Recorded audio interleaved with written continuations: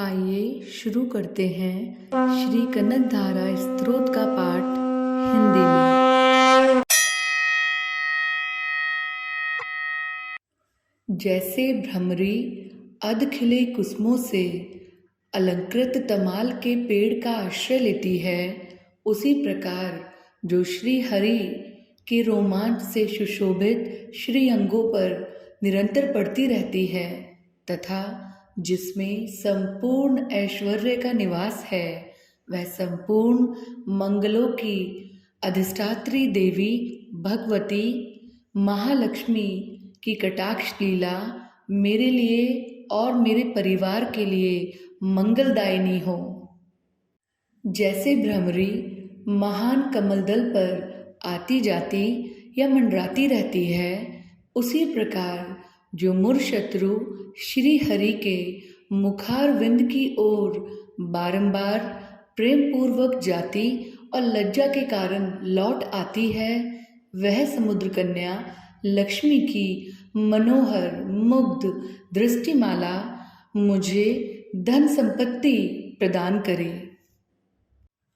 जो संपूर्ण देवताओं के अधिपति इंद्र के पद का वैभव विलास देने में समर्थ है, मुरारी श्री हरि को भी अधिकाधिक आनंद प्रदान करने वाली है तथा जो नीलकमल के भीतरी भाग के समान मनोहर जान पड़ती है, वह लक्ष्मी जी के अध खुले नयनों की दृष्टि क्षण भर के लिए मुझ पर भी थोड़ी सी अवश्य पड़े।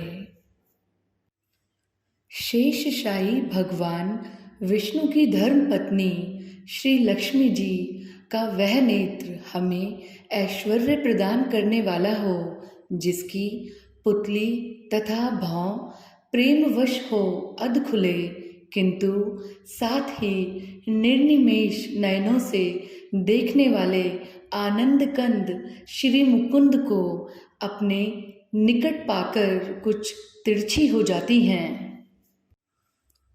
जो भगवान मधुसूदन के कौस्तुभमणि मंडित वक्ष स्थल में इंद्र नीलमयी हरावली सी सुशोभित होती है तथा उनके भी मन में प्रेम का संचार करने वाली है, वह कमल कुंज वासिनी कमला की कटाक्ष माला मेरा कल्याण करे। जैसे मेघों की घटा में बिजली चमकती है, उसी प्रकार जो कैटव शत्रु श्री विष्णु के काली मेघमाला के समान श्याम सुंदर वक्ष स्थल पर प्रकाशित होती हैं, जिन्होंने अपने आविर्भाव से भृंगवंश को आनंदित किया है तथा जो समस्त लोकों की जननी हैं, उन भगवती लक्ष्मी की पूजनीय मूर्ति मुझे कल्याण प्रदान करे। समुद्र कन्या कमला की वह मंद अलस मंथर और अर्धोन्मिलित दृष्टि, जिसके प्रभाव से कामदेव ने मंगलमय भगवान मधुसूदन के हृदय में प्रथम बार स्थान प्राप्त किया था, यहाँ मुझ पर पड़े। भगवान नारायण की प्रिय से लक्ष्मी का नेत्र रूपी मेघ दया रूपी अनुकूल पवन से प्रेरित हो दुष्कर्म रूपी घाम को चिरकाल के लिए दूर हटाकर विषाद में पड़े हुए मुझ दीन रूपी चातक पर धन रूपी जलधारा की वृष्टि करे। विशिष्ट बुद्धि वाले मनुष्य जिनके प्रीति पात्र होकर उनकी दया दृष्टि के प्रभाव से स्वर्ग पद को सहज ही प्राप्त कर लेते हैं, उन्हीं पद्मासना पद्मा की वह विकसित कमल गर्भ के समान कांतिमती दृष्टि मुझे मनोवांछित पुष्टि प्रदान करे। जो सृष्टि लीला के समय ब्रह्म शक्ति के रूप में स्थित होती हैं, पालन लीला करते समय वैष्णवी शक्ति के रूप में विराजमान होती हैं तथा प्रलय लीला के काल में रुद्र शक्ति के रूप में अवस्थित होती हैं, उन त्रिभुवन के एकमात्र गुरु भगवान नारायण की नित्य यौवना प्रेयसी श्री लक्ष्मी जी को नमस्कार है। हे माता, शुभ कर्मों का फल देने वाली श्रुति के रूप में आपको प्रणाम है। रमणीय गुणों की सिंधु रूप रति के रूप में आपको नमस्कार है। कमल वन में निवास करने वाली शक्ति स्वरूपा लक्ष्मी को नमस्कार है तथा पुरुषोत्तम प्रिया पुष्टि को नमस्कार है।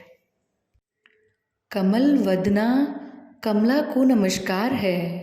क्षीर सिंधु संभुता श्रीदेवी को नमस्कार है। चंद्रमा और सुधा की सगी बहन को नमस्कार है। भगवान नारायण की वल्लभा को नमस्कार है। कमल सदृश नेत्रों वाली माननीय माँ, आपके चरणों में की हुई वंदना संपत्ति प्रदान करने वाली, संपूर्ण इंद्रियों को आनंद देने वाली, साम्राज्य देने में समर्थ और सारे पापों को हर लेने के लिए सर्वथा उद्धत है। मुझे आपकी चरण वंदना का शुभ अवसर सदा प्राप्त होता रहे। जिनके कृपा कटाक्ष के लिए की हुई उपासना उपासक के लिए संपूर्ण मनोरथ हो और संपत्तियों का विस्तार करती है, श्री हरि की हृदयेश्वरी उन्हीं आप लक्ष्मी देवी का मैं मन, वाणी और शरीर से भजन करती हूँ। भगवती हरि प्रिय, तुम कमल वन में निवास करने वाली हो। तुम्हारे हाथों में लीला कमल सुशोभित है।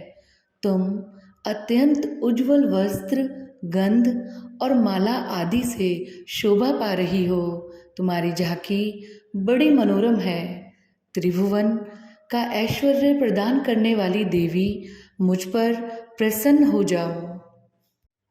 दिग्गजों द्वारा सुवर्ण कलश के मुख से गिराए गए आकाश गंगा के निर्मल एवं मनोहर जल से जिनके श्री अंगों का अभिषेक किया जाता है, संपूर्ण लोकों के अधीश्वर भगवान विष्णु की गृहिणी और क्षीर सागर की पुत्री उन जग जननी लक्ष्मी को मैं प्रातःकाल प्रणाम करती हूँ।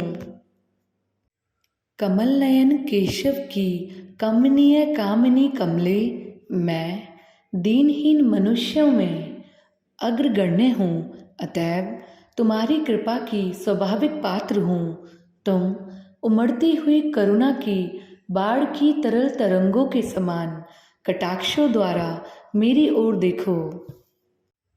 जो लोग इन स्तुतियों द्वारा प्रतिदिन वेदत्रिय स्वरूपा त्रिभुवन जननी भगवती लक्ष्मी की स्तुति करते हैं, वे इस भूतल पर महान गुणवान और अत्यंत सौभाग्यशाली होते हैं तथा विद्वान पुरुष भी उनके मनोभाव को जानने के लिए उत्सुक रहते हैं। इस प्रकार श्रीमद् शंकराचार्य रचित कनकधारा स्तोत्र संपूर्ण हुआ। जय महालक्ष्मी।